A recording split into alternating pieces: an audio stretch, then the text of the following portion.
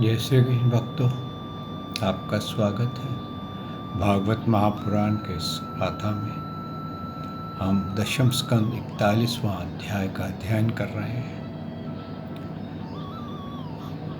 वसुदेवं सुतं देवं कंसचारूरमर्दनं देवकी परमानंदं श्रीकृष्ण वंदे जगद्गुरु। श्री कृष्ण शरणं गोपाल शरणं श्री कृष्ण शरणं गोपाल शरणं मेरे बांके बिहारी नंदलाल शरणं मेरे बांके बिहारी नंदलाल शरणं श्री कृष्ण शरणं गोपाल शरणं श्री कृष्ण शरणं गोपाल शरणं मेरे बांके बिहारी नंदलाल शरणं मेरे बांके बिहारी नंदलाल शरणं श्री कृष्ण शरणं गोपाल शरणं श्री कृष्ण शरणं गोपाल शरणं मेरे बांके बिहारी नंदलाल शरणं मेरे बांके बिहारी नंदलाल शरणं श्री कृष्ण शरणं गोपाल शरणं श्री कृष्ण शरणं गोपाल शरणं मेरे बांके बिहारी नंदलाल शरणं मेरे बांके बिहारी नंदलाल शरणं। बोल भगवान श्री कृष्ण की जय, श्री नंद के लाला की जय, श्री देवकी नंदन श्री कृष्ण की जय, श्री द्वारकाधीश भगवान श्री कृष्ण की जय। बोल देवदेव पूर्ण ब्रह्म भगवान श्री कृष्ण की सदा ही जय। जय श्री कृष्ण भक्तों, आपका स्वागत है भागवत महापुराण की गाथा में। भक्तों, हमने श्रवण किया कि अक्रूर जी भगवान श्री कृष्ण को मथुरा लेकर के आए और जब यमुना जी में उनको भगवान के विराट स्वरूप पूर्ण ब्रह्म के दर्शन हुए थे। कहते हैं ऐसा दर्शन किसी विरले को ही होता है जो भगवान ने देखा था पूर्ण ऐश्वर्य के साथ। और या फिर अर्जुन जी ने किए थे गीता अध्याय में, जब विराट उनका स्वरूप का विवरण आता है। भक्तों, ये बड़े भाग्य की बात है। कहते हैं भगवान के दर्शन किसी प्रकार से भी अगर आप करते हैं, चाहे श्री विग्रह के रूप को देख करके करते हैं मंदिर में, फोटो को देख के करते हैं, या अपनी आत्मा में करते हैं, या नाम उच्चारण करते हैं, तो कहते हैं इतना करने से ही हमारे अंतःकरण में कई बंधन हमारे खुल जाते हैं।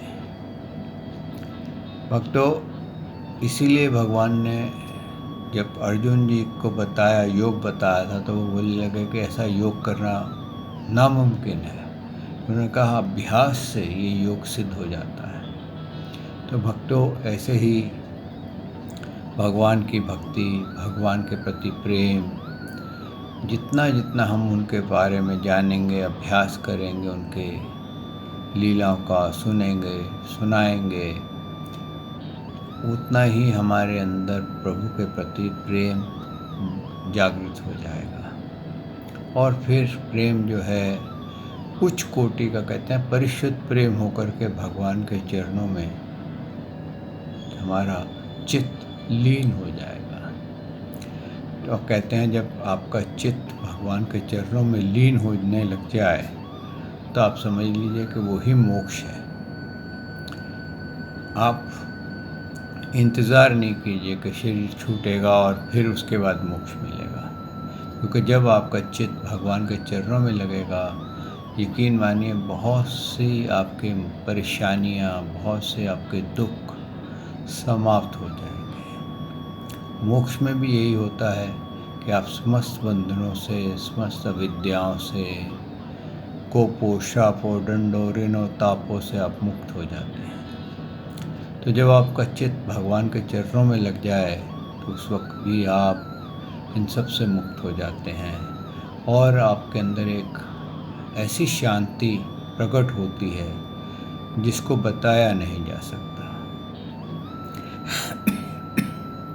इसी प्रकार कहते हैं जब भगवान मथुरा पहुँचे अक्रूर जी के साथ, तो अक्रूर जी की बहुत इच्छा थी कि उनके घर चलें ताकि इसी बहाने उनका घर परिवार पवित्र हो जाएगा। क्योंकि अब तो अक्रूर जी को पता भी चल गया था कि ये कोई साधारण बालक नहीं है, ये तो साक्षात भगवान है। लेकिन दूसरी तरफ माया ने इतना घेर रखा था कि वो पूर्ण रूप से कहते हैं ना, एक चित्त नहीं हो पा रहे थे। लेकिन इतना ज़रूर था कि बहुत ज़्यादा कन्विंस्ड हो गए थे। कहते हैं जब भगवान मथुरा पहुँचे थे तो पूर्ववासियों ने उनकी बहुत आवभगत की थी, उनके ऊपर फूल बरसाए थे और स्त्रियां तो इतनी जल्दबाजी हो गई उनको उनके दर्शन करने की कि उनको ये ध्यान ही नहीं रहा कि कब उन्होंने उल्टे वस्त्र पहन लिए, ओढ़नी उल्टी ले ली, ब्लाउज़ पहना तो उल्टा पहन लिया, और सब कान में 2 कुंडल डालने तो एक ही डाल के चल दी, एक हाथ में कंगन डाल दिया तो दूसरा हाथ खाली रह गया। तो इस तरह से वो वहाँ पर भी उनका चित्त जो था उनके हाथ से भगवान के दर्शन करने के लिए निकल गया था, क्योंकि वो बहुत देर से गोपियों के साथ भगवान की लीलाएं सुन रही थी। कहते हैं भगवान को देखकर सभी पूर्ववासी आपस में कहने लगे, धन्य है गोपियाँ, ऐसी कौन सी महान तपस्या की है जिसके कारण वह मनुष्य मात्र के परमानंद देने वाले इन दोनों मनोहर किशोरों को देखती रहती हैं। यानी कि उनके दर्शन करके आनंदित होती रहती हैं। ऐसा क्या उन्होंने पुण्य किया। अब उनको भी नहीं मालूम कि ये तपस्या कई जन्मों की थी और उस तपस्या के कारण गोपियाँ उनके ज़्यादा नज़दीक थी। ये तो ऐसे थे कि इनको दूर से देखा जा सकता था मथुरा में, लेकिन इनका स्पर्श नहीं किया जा सकता था, इनके पास नहीं आया जा सकता था। तो इनकी भक्ति थोड़ी कम थी, लेकिन फिर भी बहुत ज़बरदस्त थी, जिसके कारण इनको भगवान का साक्षात्कार हुआ और साथ में बलराम जी का भी हुआ। आइए भक्तों, भागवत को यहाँ से आरंभ करते हैं। सच्चिदानंद रूपाय विश्वोत्पत्ते आदि हेतवे तापत्रय विनाशाय श्री कृष्णाय वयं नमो नमः। श्री कृष्णाय वयं नमो नमः। श्री कृष्णाय वयं नमो नमः। श्री कृष्णाय वयं नमो नमः। बोल देवादिदेव पूर्ण ब्रह्म भगवान श्री कृष्ण की जय। हे नंद के लाला की जय। हे देव की नंदन श्री कृष्ण की जय। हे द्वारकाधीश भगवान श्री कृष्ण की जय। बोल देवादिदेव पूर्ण ब्रह्म भगवान श्री कृष्ण की सदा ही जय। इसके बाद कहते हैं जब मथुरा में भगवान मथुरापुरी को देखने गए तो सब पूर्ववासी जो थे उनके ऊपर पुष्प बरसा रहे थे और स्त्रियां उन पर प्रसन्न हो रही थी और उनको पुष्पों की वर्षा कर रही थी और अपने अटारियों पर चढ़ कर के जो नीचे नहीं आ सकी ऊपर अटारियों पर चढ़ गई, घरों की छतों पर चढ़कर उनके दर्शन कर कर के धन्य होने लगी। कहते हैं उस वक़्त गोपाल बाल जो भगवान के सखा थे, उन्होंने कहा, कृष्ण, हम तो ये सोच के ही नहीं आए थे कि हम ऐसे बड़े नगर में जा रहे हैं, हमारे पास तो अच्छे वस्त्र भी नहीं हैं, तो हमें अच्छा नहीं लग रहा कि हम आपके साथ इस मथुरा में आए हैं। भगवान ने कहा, कोई बात नहीं, वस्त्रों का भी इंतज़ाम हो जाता है, ऐसी क्या बात है। क्योंकि प्रभु कभी किसी की चिंता नहीं करते थे। तो क्या देखते हैं, सामने से एक धोबी आ रहा है, और वो धोबी जो है, उसके साथ और 2-3 धोबी साथ में, और बड़े बड़े गट्ठर उन्होंने उठा रखे हैं। और उन्होंने धोबी से कहा, धोबी, तुम्हारे पास इतने वस्त्र हैं, कुछ वस्त्र हमारे को और हमारे बालकों को दे दो। तो बदनसीब से कहिए या खुश नसीब से कहिए, वो धोबी कंस का धोबी था और वो वस्त्र कंस के वस्त्र थे। तो अब ऐसा होता है ना कि बड़े आदमी का चपड़ासी भी अपने आप को बॉस समझता है। तो बड़ी बदतमीज़ी के साथ भगवान से उसने बात की। उसने कहा, तुम तो वृंदावन के बस ऐसे अधिकारी हो कि बस तुम्हारा कार्य ही दूसरों का सामान लेना है। तुम जानते नहीं मैं कौन हूँ, मैं कंस का धोबी हूँ। अगर उसको पता चल गया कि तुमने मेरे से वस्त्र लिए हैं तो तुम्हारे को ख़त्म करा देगा। और वैसे भी तुम यहाँ पर आए हो, तो जैसे भी आए हो तुम यहाँ से लौट जाओ, वरना यहाँ के जो अधिकारी हैं वो तुम्हें पकड़ लेंगे और तुम्हारा वध कर देंगे और तुमसे सब कुछ छीन लेंगे।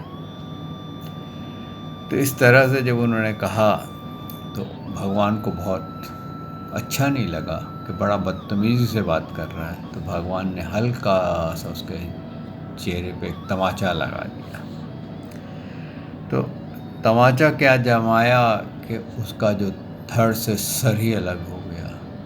अब वो सब जितने भी उसके साथी सब गट्ठर छोड़ करके धोबी भागे अपनी जान बचाने के लिए। जब धोबी भागे तो भगवान ने बालकों को कहा, जाओ अपने अपने वस्त्र पसंद कर लो। सब ने वस्त्र ले लिए। भगवान ने भी एक, कहते हैं, ओढ़नी सी ले ली और वस्त्र पहन लिए और आगे गए। तो क्या देखते हैं कि दर्जी है। दर्जी ने कहा, प्रभु आपके थोड़े वस्त्र ना बहुत बड़े बड़े से लग रहे हैं, मैं काट पीट के ठीक कर दूं और इन बच्चों के भी ठीक कर दूं। उन्होंने कहा, हाँ कर दें।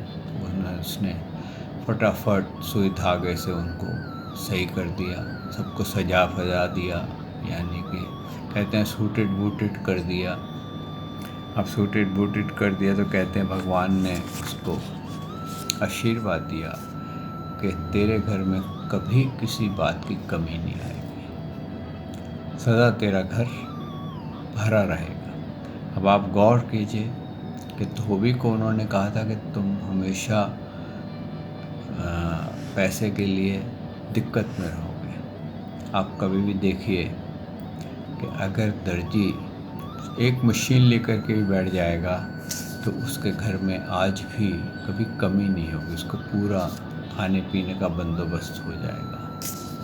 और धोबी जो होते हैं उनको हमेशा कमी रहती है धन की, और सदा परेशान रहते हैं, क्योंकि ये उनको एक श्राप मिला हुआ था।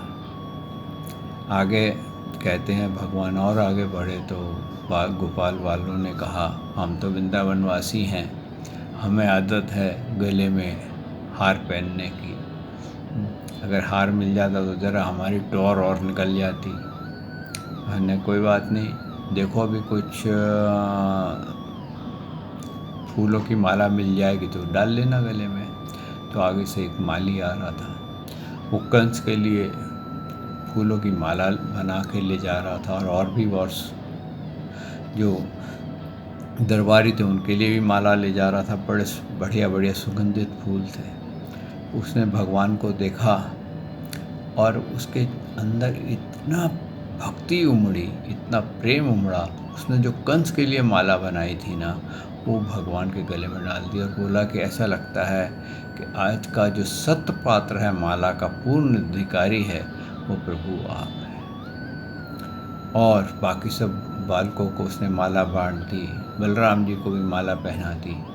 तो भगवान ने उसको भी वरदान दिया कि तेरा भी घर, तेरा कुल सदा भरा भरा रहेगा। आप देखिए, जितने भी माली होते हैं, बगीचे में काम करते हैं, फूलों के वो करते हैं, उनको कभी किसी वस्तु की कमी नहीं आती है, हमेशा अच्छे रहते हैं। उनका घर कहते हैं ना, संतोषी रहते हैं, और उनका घर में पूर्ण रूप से ये होती है। आगे उसने माली ने उनके चरणों को हाथ लगाया और बोला, आज तो हमारा जन्म जो है वो सफल हो गया। अब आगे बढ़ गए तो क्या देखते हैं कि अब बालक बोलने लगे, प्रभु सब कुछ तो आ गया, वस्त्र भी आ गए, गले में माला भी आ गई, गले पे माथे पे अगर तिलक लगा होता राजा की तरह तो कितना अच्छा होता। अब क्या है कि आप जाएंगे वृंदावन तो ब्रजवासियों को इन चीज़ों की बहुत शौक़ होता है, माला पहनने का, फूलों की, माथे पे लंबा सा तिलक लगाने का बहुत शौक़ होता है। तो कहते हैं इस प्रकार से, सुखदेव जी कहते हैं, परीक्षित, इसके बाद भगवान जब अपनी मंडली के साथ राजमार्ग से आगे बढ़ रहे थे तब उन्होंने एक युवती स्त्री को देखा। उसका मुंह तो सुंदर था परंतु वह शरीर से कुबड़ी थी, इससे उसका नाम पड़ गया था कुब्जा। वह अपने हाथ में चंदन का पात्र लिए जा रही थी। भगवान श्री कृष्ण ने प्रेम रस का दान करने वाले हैं, उन्होंने कुब्जा पर कृपा करने के लिए हंसते हुए उससे पूछा, सुंदरी तुम कौन हो? ये चंदन किसके लिए ले जा रही हो? कल्याणी, हम सब बात सच बतला दो। यह उत्तम चंदन, यह अंगरंगा हमें भी दो, इससे दान से शीघ्र ही तुम्हारे परम कल्याण होगा। देखिए, भगवान ने जब उस कुब्जा को देखा, चंदन की सुगंधी आई तो बोले, वाह, अब तो चंदन भी लगाना चाहिए। तो कहते हैं आगे, उपटन आदि लगाने वाली सेहांद्री कुब्जा ने कहा। अब कुब्जा का जवाब है, परम सुंदर, मैं किसके प्रिय दासी हूँ महाराज, मुझे बहुत मानते हैं। मेरा नाम है त्रिविक्रा कुब्जा। मैं उनके यहाँ चंदन अंगरंगा लगाने का काम करती हूँ। मेरे द्वारा तैयार किया हुआ चंदन और अंगरंगा भोजराज कंस को बहुत भाता है, परंतु आप दोनों से बढ़कर उसका और कोई उत्तम पात्र नहीं है। यानी कुब्जा देख करके इतनी मोहित हो गई कि उसको लगा कि जो कंस के लिए ना रखे, क्या कंस को लगाने से तो उल्टा मेरे को पाप लगता है। यही सत्य पात्र है भक्तों, यही प्रेम भक्ति है, यही हमारे पुण्य कर्म जागृत होते हैं जब हम किसी के प्रति इस तरह की निष्ठा हमारे अंदर जागृत हो जाती है कि यही सत्पात्र, और वो तो साक्षात भगवान थे। तो मन में आता नहीं, कई बार कैसे आता है कि सामने कोई ऐसा व्यक्ति खड़ा होता है, मन में आता है इसकी कुछ मदद करें, और कई बार कोई ऐसा व्यक्ति खड़ा होता है तो मन में आता है इसके हाथ में जो है वो भी ये भी नहीं इसके पास होना चाहिए। क्यों? ये एनर्जी रेडिएशंस हैं जिसके अंदर अगर हम पॉजिटिव है तो हमारे को पॉजिटिव एनर्जीज मिलेंगी, अगर हम नेगेटिव हैं तो हमारे को नेगेटिव एनर्जी मिलेंगी, नेगेटिव थॉट्स मिलेंगी, और हम नेगेटिव कार्य करेंगे। कहते हैं भगवान के सौंदर्य, सुकुमारता, रसिक मंद हास्य, प्रेम आलाप और चारु चितवन से कुब्जा का मन हाथ से निकल गया। उसने भगवान पर अपना हृदय निछावर कर दिया। उसने दोनों भाइयों को वह सुंदर और गाढ़ा अंगरंगा दे दिया और चंदन उनके 2 उंगली से भगवान के चरणों में चंदन लगा दिया। अब देखिए, 2 उंगली से चंदन लगाया और भगवान ने उसका क्या फल दिया। उसकी ठुड्डी पे 2 उंगली यूँ लगाई और उसको थोड़ा सा उचका दिया, और वो उसका सारा जो कुबड़ था वो समाप्त हो गया। यानी कि जो उसके पिछले जन्म के पाप कर्म हावी हो गए थे। कहते हैं ना, अगर हमारे को कोई करूप शरीर मिले या कोई ऐसा शरीर मिले अपंग टाइप का, तो ये हमारे पाप कर्म फलित होते हैं। रिटार्टेड मिले, करूप मिले, अपंग मिले, या कोई ऐसा डिफेक्ट मिले या कोई इंद्रिय सही से काम ना कर रही हो, या हम बहुत बड़ी बीमारी से ग्रस्त हों, तो ये हमारे कुछ पिछले जन्म के पाप कर्म जागृत हो गए हैं। जैसे भीष्म पितामह थे, सारे समय उन्होंने आनंद से जीवन व्यतीत किया जब से पैदा हुए, लेकिन मृत्यु के समय उनको वानों की सैया पे सोना पड़ा था और काफ़ी देर तक सोना पड़ा था।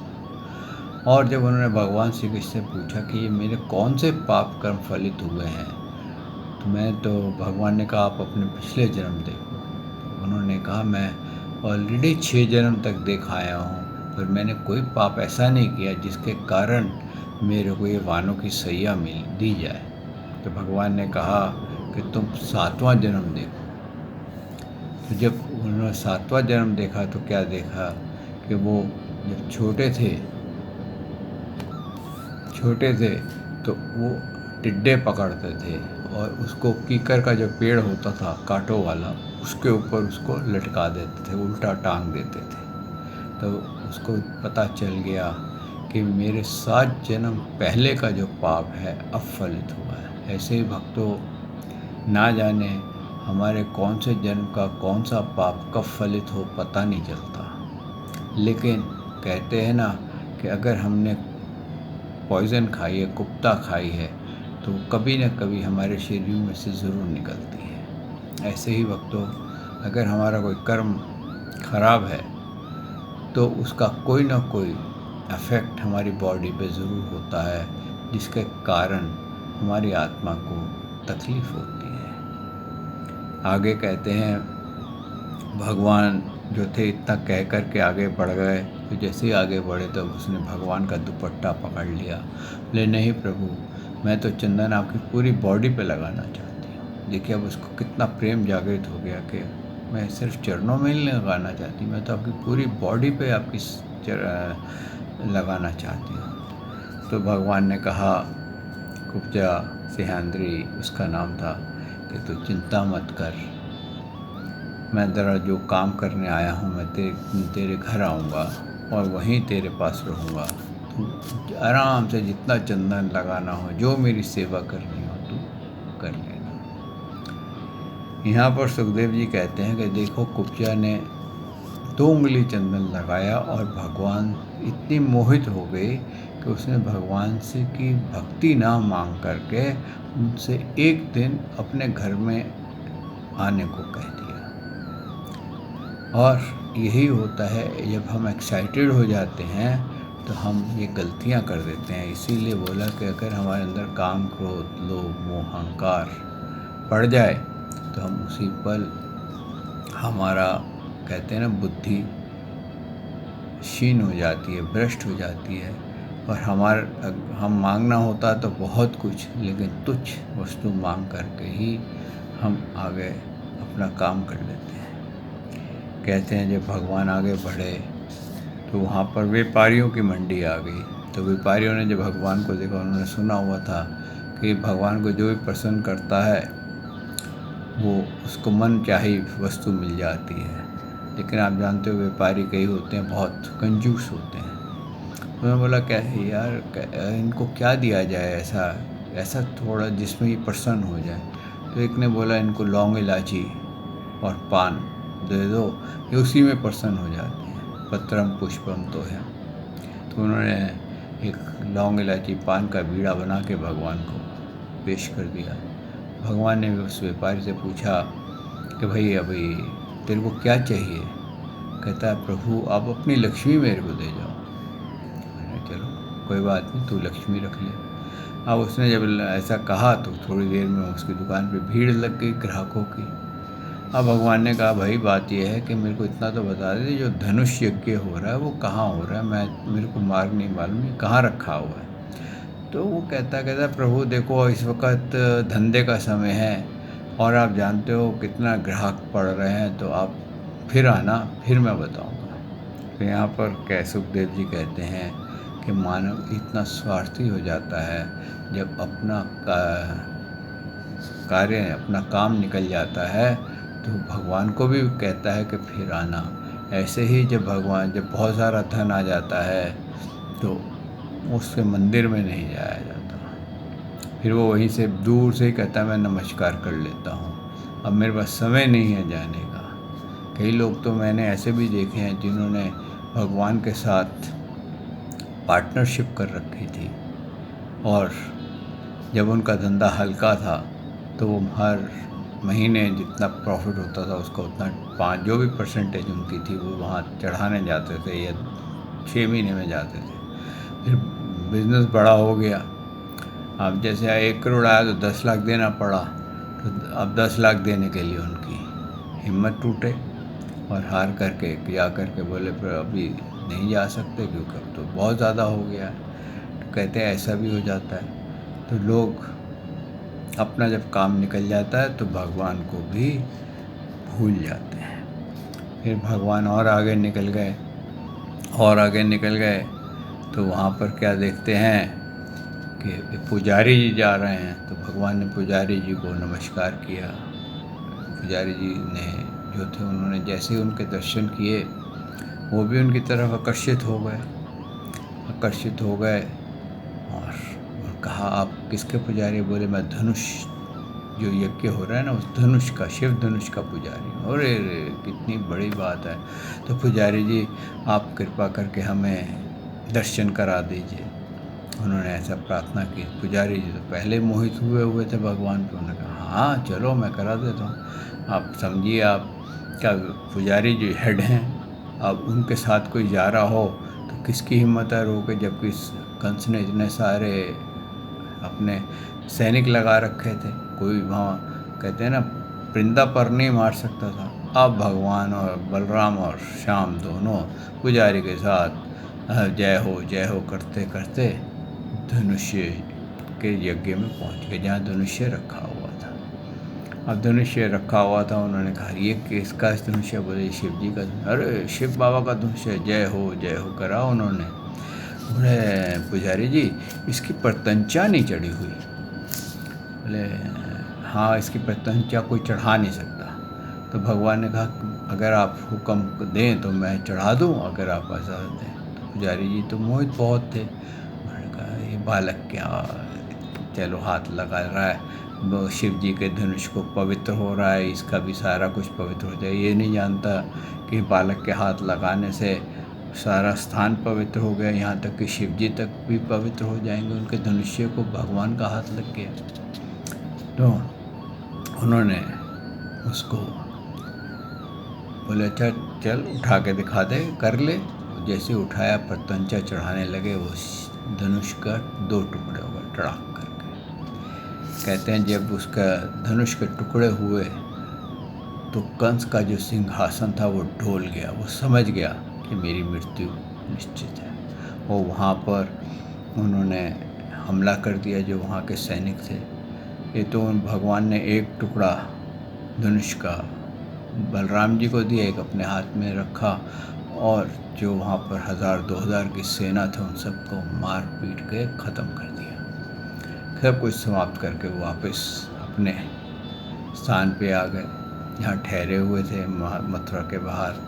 वहाँ आए तो नंद बाबा ने पूछा बेटे सब ठीक ठाक है? बोले हाँ पिताजी सब आनंद मंगल है, कुछ नहीं हुआ। तो इतने में उनको पता चला कि 2000 सैनिक मर गए हैं। तो नंद बाबा बोले यार 2000 सैनिक मर गए, आप बोलते हो सब ठीक ठाक है? बाबा चिंता क्यों करते हो, उनकी मृत्यु आई थी, मर गए तो क्या हुआ, एक दिन हमने भी ऐसे ही जाना है। यहाँ पर कौन अमर होकर के आया है? कोई अमर होकर आया है? आप ऐसे निश्चिंत होकर के आराम से सो। कहते हैं फिर वहाँ पर वो अपना हलवा पूड़ी जो आया वो उन्होंने भोजन किया। अगले दिन यज्ञ में जाने की तैयारी होनी थी। तो कहते हैं फिर रात को भगवान ने वहाँ विश्राम किया। आइए भक्तों, आज हम इस वाणी को यहाँ विश्राम देते हैं। कल प्रभु ने चाहा तो मैं आपकी सेवा में हाजिर होऊंगा और फिर प्रभु की कृपा से इस गाथा को आगे गाएंगे। श्री कृष्ण शरणम गोपाल शरणम, श्री कृष्ण शरणम गोपाल शरणम, मेरे बांके बिहारी नंद लाल शरणम, मेरे बांके बिहारी नंद लाल शरणं श्री कृष्ण शरणं गोपाल शरणं श्री कृष्ण शरणं गोपाल शरणं मेरे बाके बिहारी नंदलाल शरणं मेरे बाके बिहारी नंदलाल शरणं। बोल भगवान श्री कृष्ण की जय, श्री नंद के लाला की जय, श्री देवकी नंदन श्री कृष्ण की जय, श्री द्वारकाधीश भगवान श्री कृष्ण की जय। बोल देवल देव पूर्ण ब्रह्म भगवान श्री कृष्ण की सदा ही जय। जय श्री कृष्ण भक्तों।